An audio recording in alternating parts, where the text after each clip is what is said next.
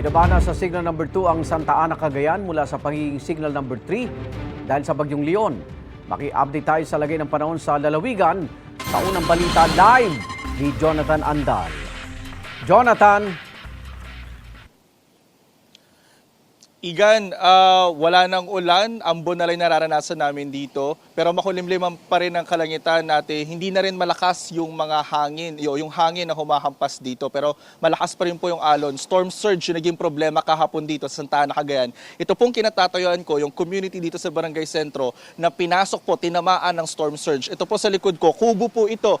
Pero ang nakikita nyo na lang, natira na lang bubong o yung yero. Yung ibang parte ng kubo, kinain na po ng alon, kinain na po ng dagat. Ito rin kinatatayuan ko, dito ganito kababa dati, elevated ito. Pero yung lupa, kinain po ng alon papunta doon sa dagat. So kung makita nyo po rito, butas po itong ilalim ng sementadong tong konkreto nito. Dito po naglalakad dati yung mga tao. Ibig sabihin hanggang tuhod yung nawalang lupa dito sa parte na ito ng Barangay Sentro. Ito, katabi ito, resort po ito. May mga villa dyan, may mga kubo na tinamaan din o naapektuhan din, na damage din ng storm surge.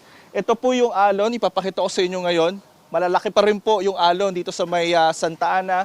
At ito pong konkreto na to, yung rectangle na yan, yan po yung seawall na sumira o na nasira. Ito po, yun, makikita nyo, nabutas yung seawall dito sa may Barangay Sentro. So yan muna ang latest mula rito sa Santa Ana, Cagayan. Balik sa iyo, Igan. May mga pinalikas ba? Kung mayroon, ilan at nasaan sila ngayon, Jonathan? Igan, sa ngayon, nasa 1,000 pamilya yung pinalikas, lumikas dito. At yung iba ay nasa mga eskwelahan at yung mga nakausap ko dito sa Barangay Hall sila nagsilikas kahapon, Igan. May iniwang bang pinsala yung Leon dyan sa Cagayan?